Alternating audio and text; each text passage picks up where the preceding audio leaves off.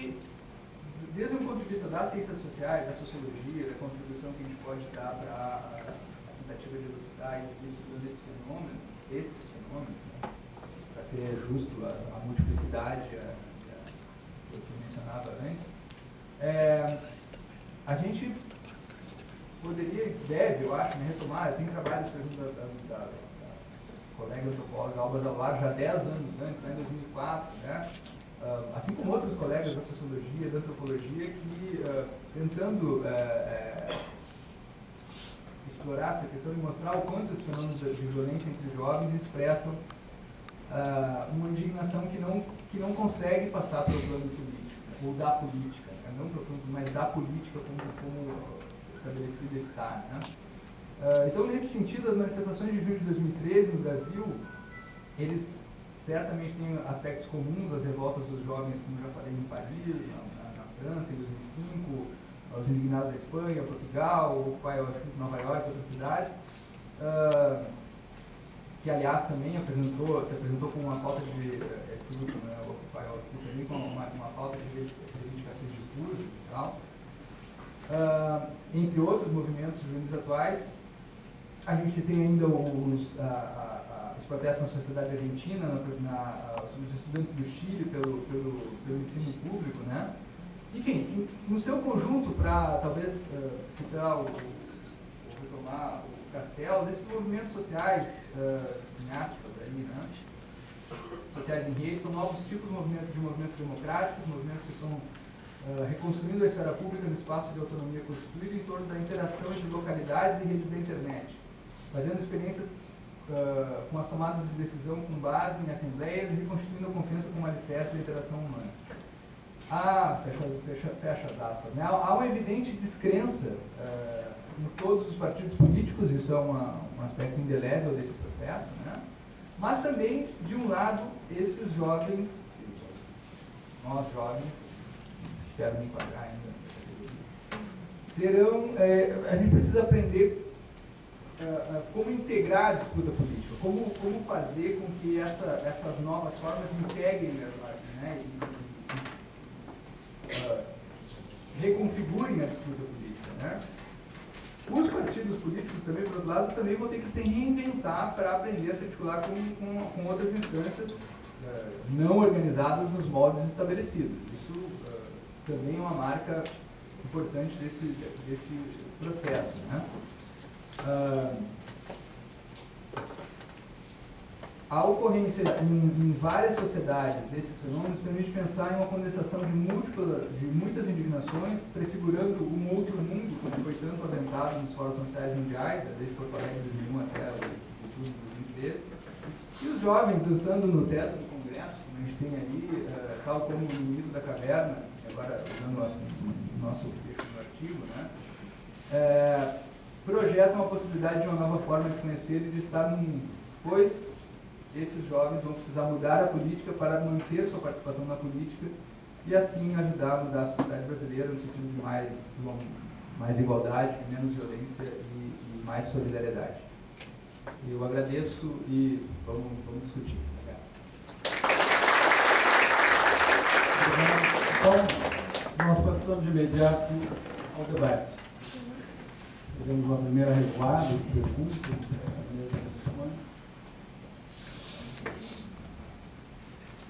Professora.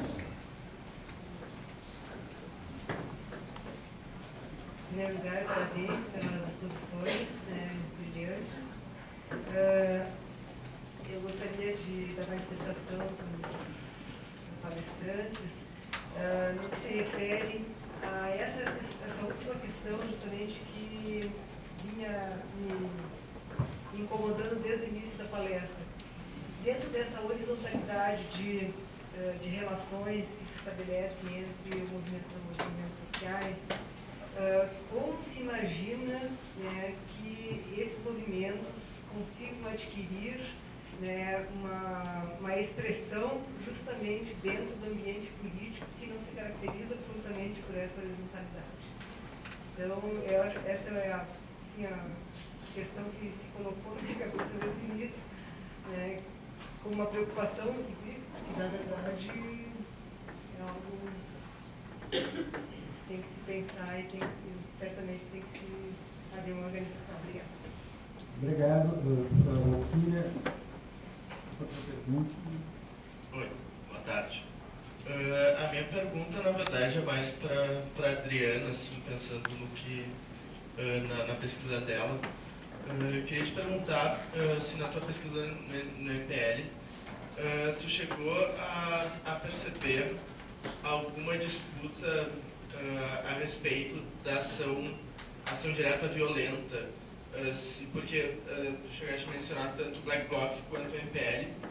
Eu queria entender assim, se dentro do MPL de Brasília existe alguma discussão sobre a legitimidade da ação direta violenta. Mais alguma pergunta? Professor Daniel, aqui eu agradeço por ter trazido a sua turma. Certo. Na verdade não é bem uma pergunta, mas enfim, eu vi a opinião de vocês dois sobre eu acho que tem um quarto ator nessa história toda. Jovens, imprensa, mídia, polícia e governo. Eu acho que não se falou nada sobre o governo. Na tua linha do tempo, ali sobre a mudança das temáticas, dos movimentos, naquele meio tempo tem o pacto, né? Os 5 pactos, são 5, né? E logo depois tem uma intensificação muito grande dos black box. Então, me parece que o governo também é um ator nessa discussão, pelo menos em algum momento dela. Mais alguma pergunta? Podemos voltar a mesa.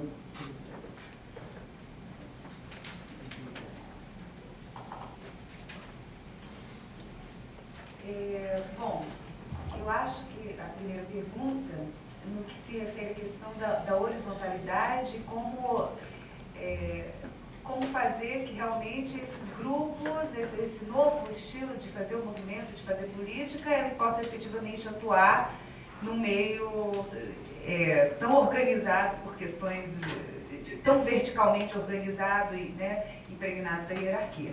Eu acho que esse é o dilema, digamos assim. É um problema e eu diria que isso está em construção de diferentes formas em diversos lugares. Então, digamos assim, agora a gente ficou sabendo, o Podemos, na Espanha, acabou de eleger alguns representantes. Então, isso significa ali, naquele processo dos indignados na Espanha, eles chegaram a uma forma, uma vertente de conformar um partido organizado de outras formas, organizado sob outros princípios, que pudesse se contrapor dentro daquele cenário europeu a política da comunidade europeia, ortodoxa, etc. Então, essa foi uma saída pela uma institucionalidade maior das lutas e tentando construir mecanismos de horizontalidade dentro daquela instituição partido, do mesmo formato. Assim como surgiu, acho que na Itália também, ou seja, existem tentativas. Se você observar no Occupy Wall Street, no movimento Occupy, você pode perceber que estão sendo construídos também vários mecanismos de participação coletiva de uma forma horizontal. Então, eles disponibilizaram, inclusive na internet, toda uma simbologia de participação em assembleias. Isso aqui significa isso aqui as palmas, isso aqui tem vários. Agora eu não vou conseguir me lembrar de quais são os símbolos e quais são os significados. Mas o que eu percebo é que está se construindo também formas de participação coletiva e de uma forma mais horizontal e mais democratizada da participação, inclusive usando a internet como um veículo fundamental. E, inclusive, não só usando a internet, mas nem só usando as redes corporativas, que essa é uma das outras críticas que é feita. Como que o anticapitalista usa o Facebook, usa o Gmail. Então, de fato, existe, inclusive, formação de redes. Quer dizer, existe o grupo, o e-mail Rise Up, que foi foi construído a partir do movimento anti-globalização, com os hack-ativistas e tudo. E o Rise Up, ele é criptografado e é um e-mail muito controlado por ativistas, tem toda uma forma de ingresso muito cuidadosa para se preservar a identidade e a privacidade do que está sendo comunicado ali. Existem outras redes que estão sendo formadas, inclusive, a partir dos indignados e tudo, similares ao Facebook, por exemplo, onde os movimentos se organizam a partir delas e elas não são o Facebook. Então, a internet é importante, sim, essa comunicação digital é fundamental. E, por outro lado, existe essa construção. Eu acho que há coisas em construção, acho que não é um processo acabado. E acho que uma coisa que é muito interessante, que até o Hart, Michael Hart, né, que trabalha com o Negri, que coloca, que ele lembra isso, até recuperando alguma coisa do Marx também, como esses movimentos, na verdade, eles sofrem ondas, né? Então, eles têm ondas que eles emergem, acontecem e revolucionam, e depois eles meio que submergem. E é como se eles continuassem se desenvolvendo subterraneamente, pelo menos diante de uma grande plateia, ou diante das principais instituições, assim. E, na verdade, o que tem acontecido, eu que venho acompanhando desse período para cá, eu tenho percebido que estão sendo construídos mecanismos de ampliação de participação, de ampliação do diálogo, de troca de experiências. Em cada lugar onde eclode um movimento, vem com alguma coisa nova. E, claro, também tem os retrocessos, a relação com a repressão, com a violência e tudo. Então, não é uma historinha acabada e perfeita. E o Marcos Nobre, numa entrevista que ele deu recentemente até naquele programa, entre aspas, ele levantou um ponto que eu achei bem interessante, que é exatamente isso. Quer dizer, na verdade, há uma formação, um intuito de formação desse processo a partir desses movimentos horizontais, sem líderes e tal, e há as próprias instituições tentando se reformar para acompanhar o processo. Então, de repente, são dois vetores que estão acontecendo. E eu, no meu horizonte, eu vejo que o que está em jogo aí, e é muito importante, é a desconcentração do poder. Porque, na verdade, nós estamos num mundo onde o poder ficou concentrado ao inimaginável, política e economicamente. Então, eu acho que uma dos grandes vetores que está sendo colocado, uma das grandes questões que está sendo colocada atualmente é a desconcentração do poder. E está sendo construído. Eu não diria que é um processo acabado. Rapidamente, eu acho que o outro exato. Então, essa outra pergunta. Quanto à questão da legitimidade, eu diria que o MPL, o MPLDF, no caso, que é sobre o qual eu posso falar, né, eles prezam toda essa herança que vem dos movimentos que os inspiram. Então, os Black Blocs estão ali dentro, junto com tudo aquilo que vem dos movimentos anti-globalização e tal, principalmente, né? E eles são muito cuidadosos, porque eles não vão... Eles têm várias táticas de ação, mas em momento algum eles desautorizam a tática de ação Black Bloc, embora não necessariamente eles integrem essa tática. Entendeu? Isso é uma das táticas.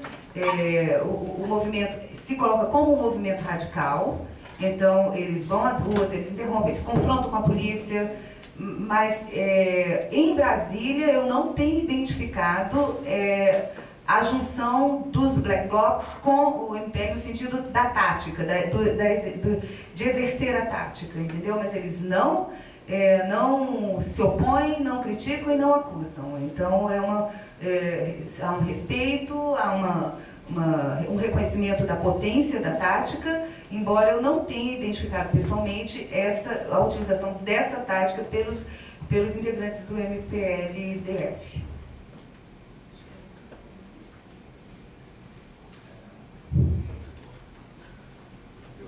Eu acho que as duas manifestações, eu acho que elas têm um ponto de contato, na linha do que a Adriana já colocou. que é um pouco o sentido com o qual a gente termina o artigo no livro, né? Quer dizer, não há como escapar, em alguma medida, desse ente governo central, né? Em alguma medida, ou seja, o governo democrático, etc. A gente pode discutir a questão da representatividade. Aliás, é isso que está em discussão, em grande medida também, né? Mas, se a gente fizer um exercício de localização, assim, né? E tentar visualizar o processo bem local, há pouquíssimo tempo houve uma estratégia, pode discutir se deliberada ou não, né, os lados estão discutindo, das empresas de ônibus de Porto Alegre de não participarem do novo edital de licitação que foi lançado pela prefeitura, um tanto pressionada pelos movimentos, pela ação toda e pela toda a pressão social que ocorreu, né? E então, eu vejo isso como esse processo, né, essa construção, que tem, às vezes, desfechos, de novo, né, inesperados. Ou seja, você tem, a princípio, né, a ideia de que, bom, uma pressão, uma manifestação desse tipo, que não se envolve diretamente, né, ou seja, não afeta por dentro o processo político, mas faz a pressão, pressiona para que uma ação seja tomada, ou seja, uma licitação seja, um edital novo seja feito para recontratar e reconfigurar o quadro dos contratos do transporte local, pelo menos enquanto não se tem um passe livre, né? E aí você tem uma estratégia empresarial que desmonta completamente aquele momento, e já teve uma manifestação do prefeito dizendo, olha, serão mais 6 meses para a preparação da nova licitação e tal. Então, né, esse elemento de, como a gente estava tentando sugerir, né, de reinventar essa participação política de alguma forma, ou seja, estar na política, mas tentar afetar esse processo por dentro, é a única saída que eu, né, do ponto de vista bem pragmático, consigo visualizar. Por exemplo, a gente tem algumas ofertas de canais que surgiram nesse sentido, né? Eu acho que é o caso de forçar com que esses canais sejam de fato utilizados e tenham capacidade mais do que só de consulta, tenham capacidade de deliberação, tenham capacidade de fato encaminhar a política pública, né? Estou pensando lá o gabinete digital e tal, mas ok, o que mais aconteceu? A gente tem as consultas públicas do orçamento, né? Mas também, de novo, sobre quais regras, as regras já estão estabelecidas numa outra esfera. Então, eu vejo isso como um processo, mas não vejo possibilidades de alteração efetiva se não houver também uma tática de presença, em alguma medida, vamos dizer assim, como se fosse a colonização da lógica que hoje coloniza o processo político, ou seja, trazer essa ideia de horizontalidade e afetar o processo político convencional a partir de uma nova visão de fazer política, e aí sim conseguir fazer com que isso sirva, né, para que as políticas públicas operem um pouco mais nesse sentido, não tão, por exemplo, atravessadas pelos interesses empresariais, tão somente. E aí eu acho que tem um dilema, também na linha dos dilemas, né, que é a questão da tática. Porque a lógica, vamos dizer assim, do processo político convencional, da democracia, é a da formação de consenso por maioria, certo? Então você tem que, de alguma forma, o processo político convencional aponta no seu Alex médio. Aquele cara, eu tenho que conquistar o coração e a mente dele, né? Então, se for uma estratégia de eleição, né, representativa, como a gente conhece, na TV, por mais radical que eu seja ou possa ter sido, se eu tenho de fato alguma pretensão eleitoral iminente de adquirir um cargo, eu vou passar por Photoshop, eu vou passar por um marqueteiro, eu vou passar por essas coisas porque eu preciso convencer o cara de que eu não só sou uma boa alternativa, mas eu também sou visualmente bonito, eu sou cheiroso, aquela coisa toda, certo? Mas isso, de algum modo, aponta para essa dimensão que a gente poderia discutir o conteúdo dela, né? Mas é uma dimensão de proposta para a sociedade como um todo. Ou seja, eu me coloco como um sujeito que pretende portar a possibilidade média do consenso e, com isso, causar o bem mais ou menos geral. Tá bom, a gente pode discutir se o Bolsonaro, né, na cabeça dele, a sociedade boa dele é aquela, ok, certo? Ele vai ter um nicho que ainda o elege. Mas a lógica com a qual ele se coloca é a de estabelecer uma ideia para todos. O que me parece que talvez às vezes possa haver um descompasso, por exemplo, o movimento de classe livre, ele tem uma lógica que é para o bem geral. Ou seja, vamos estabelecer de alguma forma um processo que possa ser viável, sustentável, de que o passe não seja cobrado na hora de eu entrar no ônibus, na hora de eu entrar no trem. Ou seja, eu não posso pensar que isso é mal para as pessoas, certo? Então há uma dimensão de universalidade. Por outro lado, como você conquista isso na tática, né, na ação, certo? Às vezes, me parece que essa coisa, né, que você trazia, né, não vai necessariamente integrar uma tática backdrop, mas vai ser condescendente. Mas olha, é necessária, foi importante, aconteceu e nós cancelamos de alguma forma. Né? Às vezes isso é o que causa essa distensão e eu acho que isso faz parte do caminho, faz parte do processo. Porque, de novo, o sujeito médio que está lá assistindo a manifestação pela TV Com, quando viu, ou quando estava lá do lado, eu me lembro de várias pessoas que estavam ativamente nas manifestações, embora não fossem parte dos movimentos, que ficaram muito divididas na hora em que, em uma situação lá da perimetral, foi depedrado o bar do seu Zé ali, sabe? O bar do seu Zé tá ali, né, na lida como muitos dos outros, talvez o filho dele estivesse nas manifestações, e aí depredaram o bar do seu Zé. Bom, e aí, né, que tipo de adesão você consegue promover a lógica, a causa, né, quando a causa existe? Estou pensando assim, né, estou pensando nos movimentos que tem um horizonte, né? Então, às vezes, me parece que há um pequeno atrito aí, e que eu acho, mas que eu não vejo como algo inacabado, melhor acabado. Eu acho que ele faz parte do processo. E eu acho que vai ter que ter alguma forma de interação. Não uma simples adequação ao processo convencional de participação na política, eu acho que isso não tem mais volta, né? Eu acho que isso foi dado um encaminhamento que não tem mais volta, mas vamos dizer assim, o levar em conta o governo, né, é um elemento importante. E levar em conta o governo faz parte da capacidade de fazer com que essas formas de promover a participação política se façam no governo sem necessariamente recorrer aos velhos modelos, aos velhos partidos, às velhas formas clientelistas, etc. Mais alguma pergunta? Eu vou pedir para o professor Catani para poder falar 2 minutos. Bom, agradecer novamente ao professor José Vicente, que tomou a iniciativa de fazer aquele evento há um ano atrás, um momento crucial das manifestações, e agradecer a Adriana, ao Alex pela participação hoje, bem como os demais autores, e convidar para um outro lançamento amanhã, um lançamento diversificado. Nós vamos ter outros autores.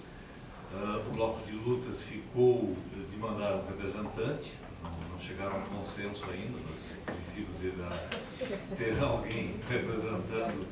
E uma explicação sobre o local. O SIMPA, o Sindicato dos Municipários, abrigou as reuniões do Bloco de Lutas desde janeiro de 2013. Então nós devemos marcar também essa colaboração de um sindicato importante que está em greve agora, né, relacionado com esse trabalho de uma análise crítica, uma análise mais acadêmica, se podemos dizer, desses acontecimentos. Então, professor José Vicente terminará. Bom, o que eu acho interessante é que, nesse momento, alguns jovens membros do nosso grupo estão dando uma entrevista para uma televisão dentro do Instituto de Pesquisa da Brigada Militar, que nós fomos convidados pelo Comando-Geral para acompanhar a atuação da Brigada Militar durante a Copa. Somos 12 que estarão na rua, do grande centro de comando, etc. Então, isso é interessante. Mesmo aqui nós tivemos uma atividade com... Tinham 200 membros da Brigada Militar aqui, e os meninos aí do FCH descobriram somente às 4 da tarde, desde as 9, e vieram aqui. Eu tive que fazer uma mediação, mas apanhei dos dois lados, mas afinal eu os convidei, uma coisa, e eles falaram aqui, dizendo que a polícia era assassina, etc, etc, etc. Eu acho que o lugar da universidade é um pouco esse, né? Abrir espaço para todas as vozes. Nesse ponto, eu só queria fazer alguns comentários. Essa última questão da professora Valquíria, acho que é fundamental, né? Como é que se dá a passagem à política? Se nós olharmos as eleições europeias, agora, uma semana atrás, certamente elas mostraram um enorme avanço na França, na Noruega, da extrema-direita. O Front Nacional teve 25%, né? Tinha dito isso, mas uma decomposição do PS e das outras correntes de esquerda na França. Mas, por outro lado, na Espanha, o Podemos teve 5%, e já o menino lá disse, não, nós ainda não estamos preparados, daqui a um ano nós podemos chegar ao poder. Na Grécia, um grupo também. E no Chile, não só houve a eleição da Bachelet, como houve essa semana também uma reforma, tornando público o ensino secundário, pelo menos, e depois virar a questão do ensino universitário. Então, essa passagem à política, eu acho que é uma questão que ocorre, né? E que tem diferentes institucional, mas isso um pouco na história sempre houve, os movimentos sociais, depois passaram à política, depois surgem novos, né? No caso do Brasil, eu acho que o Alex mostrou, não só em dado momento a presidente intervém, com 2 pronunciamentos, ela chama os manifestantes. O Castel, no seu livro, vai dizer que é o único lugar do mundo que houve isso, e continua. Nós temos também uma atividade com o Conjuve, né? Tem um aluno nosso, que é o secretário-geral, Murilo, é o Conselho Nacional de Juventude, e ontem me informaram que 140 entidades de jovens querem participar das eleições pelos 40 membros. Também, ele falou governo digital, mas também alguns outros partidos, os mais diversos, têm uma ala jovem. Alguns não tão jovens, né? Mas, em todo caso, a ala jovem, por exemplo, no Polícia Francesa, o pessoal tinha 40 anos, mas aqui no Brasil eles são um pouco mais jovens. Por outro lado, eu queria ler aqui um e-mail que um aluno meu me mandou, não vou dizer o nome, mas ele dizendo, bom, gostaria de dizer, acho interessante, reflete uma agilidade, eu não posso vir, ele está em aula, né?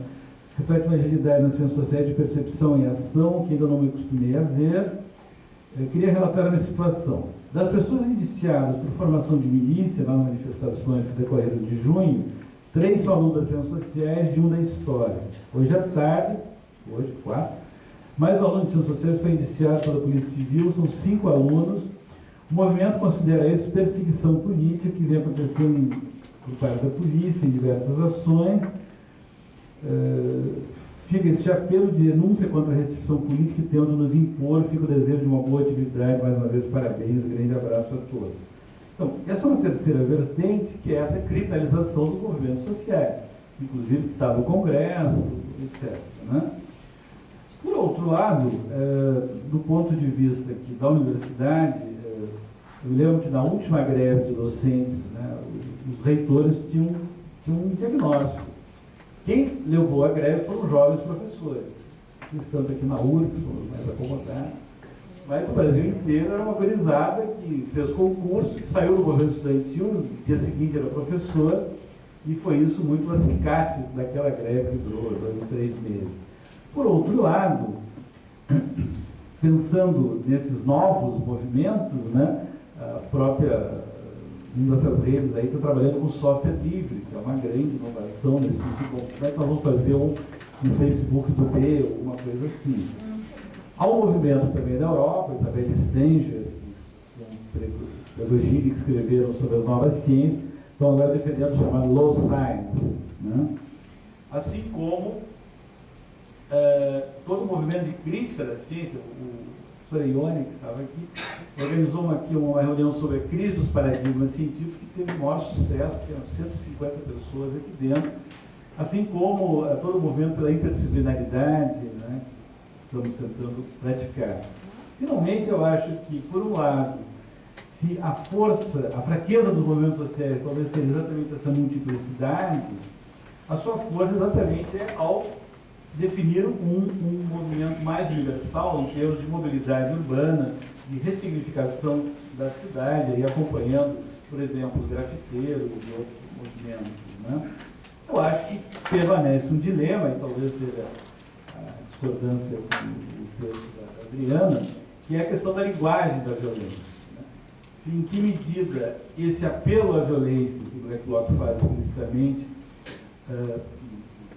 ela alimenta a violência como recurso da política, ou se nós temos que fazer uma crítica da violência como linguagem da política. Se por um lado nós somos, e aí é o dilema, se nós somos por um lado contra a violência policial e queremos desenvolver uma polícia cidadã, que é um sonho inacabável que temos, por outro lado, em que medida a linguagem da violência também ratifica do outro lado, né? Se essa relação de universidade e polícia nos últimos 20 anos produziu alguma coisa, foi uma tensão na definição do que é controle social, do que é polícia, etc. Então, eu acho que esse é o dilema que certamente vai continuar e que vamos continuar. Bom, então eu queria convidá-los para o lançamento do livro, convidá-los para amanhã, de manhã, discutir o lançamento do livro amanhã à noite. Antes aqui terá a discussão sobre a novela policial do México, e às 14h sobre a autonomia universitária. Estamos todos pensando no futuro. Muito obrigado.